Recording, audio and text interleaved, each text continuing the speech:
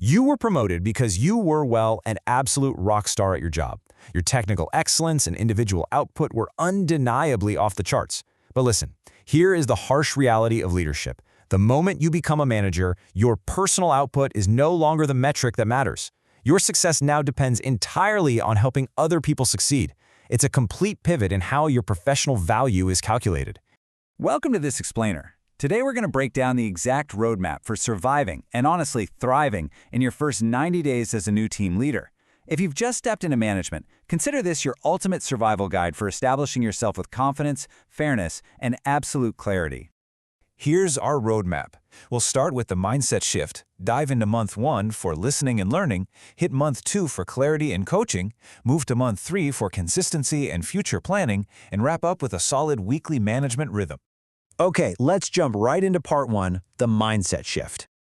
Transitioning from an individual contributor to a team leader means you absolutely have to step back from the front lines.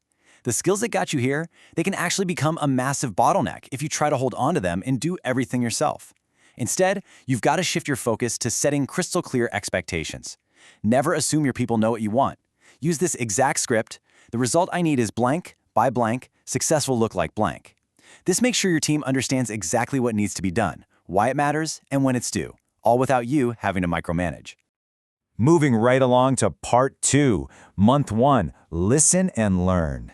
In your first 30 days, you need to deliberately put your ego on hold. Seriously. Before you can lead, you really have to understand the existing landscape. Focus intensely on gathering information, understanding the culture, and getting to know the individuals who actually make the work happen. Do all of this before you try to fix a single thing. During this phase, your highest impact comes from simply asking employees what creates frustration in their daily workflow. It's that simple. But watch out for common pitfalls. The absolute biggest trap, changing processes too quickly without understanding their history, or giving answers before you have all the facts. Right now, you're gathering context, not reinventing the wheel. Your checklist for month 1 is incredibly simple, but it is vital. Meet with each employee one-on-one. Learn their daily responsibilities. Ask them what's working well so you can preserve those strengths, and ask what creates frustration so you know exactly where they need your support. Clarify their immediate priorities so they don't lose momentum. And above all, practice restraint. Just don't change everything right out of the gate. Let's step into part 3, month 2, clarity and coaching. As you move into that 31 to 60-day window, your role shifts from passive observation to active management. Now you establish your authority, not by pointing at your new title, but through supportive action. It's time to establish regular rhythms, address those unresolved problems you discovered back in month 1, start delegating, and begin actively coaching your team. When an employee is stuck, use the pause framework. Pinpoint the problem. Ask what they've tried. Understand the needed support. Support them without taking over the task. And finally, establish the next step. Doing this guides your employees to think for themselves, rather than just running to you for quick answers. In fact, the next time an employee brings you a problem, I want you to completely resist the urge to solve it for them. Just pause and ask this powerful question. What have you tried, and what do you recommend? Trust me, it is a total game changer for building an autonomous, confident team. But obviously, coaching isn't always sunshine and rainbows. Sometimes you have to correct behavior. Avoiding difficult conversations? Yeah, that won't make them disappear. So use the CLEAR framework to address bad behavior early and objectively. Clarify the issue, listen to their perspective, explain the expectation going forward, agree on an action, and review the result later on. To put that CLEAR framework into practice, use this exact script. When you blank, it resulted in blank.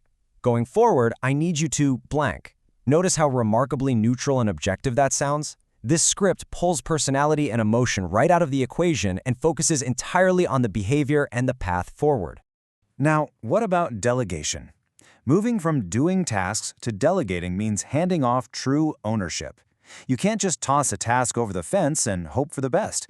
Delegation requires explaining 6 crucial details up front: the expected result, the deadline, the quality standard, the available resources, what the employee is actually authorized to decide on their own, and exactly when you'll check their progress. Use this sentence to delegate with absolute clarity. You are responsible for blank. I need it completed by blank. Let's check progress on blank. And hey, here is the golden rule of delegation. Do not take the task back the moment your employee struggles. Coach them first. If you snatch it back, you're literally teaching them that you'll always step in and do the hard work for them. Next up, Part 4, Month 3, Consistency and Future. Here we are in days 61 to 90. The foundation is laid. This final stage of your first quarter is all about stabilizing performance and enforcing accountability. Your success is now defined by consistent follow-through and dependability. You're creating the stable environment your team needs to perform at their absolute best. So, your goals for Month 3. Review the team's progress against the standards you set back in Month 2. You want to adjust workloads to rebalance tasks based on team strengths, strengthen accountability across the board, really start focusing on developing your employees' careers, and kick off your strategic plan for the next 90 days. Now, what happens when you are promoted over your peers and a former coworker asks for special treatment during this accountability phase? It's a very real and very awkward situation. Just use this script. I value our relationship, but I need to apply the same standard consistently. It's the absolute perfect way to remain fair, calm, and dependable without burning a bridge. Finally, Part 5, the weekly management rhythm. A truly strong manager doesn't spend their entire week just reacting to endless emergencies. They build a structured routine. By assigning a specific theme to each day of the week, you create immense stability. Think about it. Monday, set priorities. Tuesday, check in and remove obstacles. Wednesday, observe and coach. Thursday, follow up on delegated work. Friday, recognize wins and prepare for next week. This rhythm lets the team perform autonomously because they always know exactly what to expect from you. Beyond that weekly schedule, you should also do a quick daily 15-minute check. Every single morning, ask yourself these 3 critical questions. Priorities: what matters most today? People: who needs support, feedback, or recognition? And follow-up: what commitment or problem needs attention right now? This keeps you laser-focused. As we wrap up this explainer, I want to leave you with one final, pretty provocative question. As you step into this new leadership role, remember, you really don't need to have every single answer, but you do need to ask yourself this tough question every single day. What problem are you avoiding today? Are you putting off a difficult conversation? Ignoring a broken workflow? Identify it, face it using the tools we just covered, and step into your leadership role with total confidence.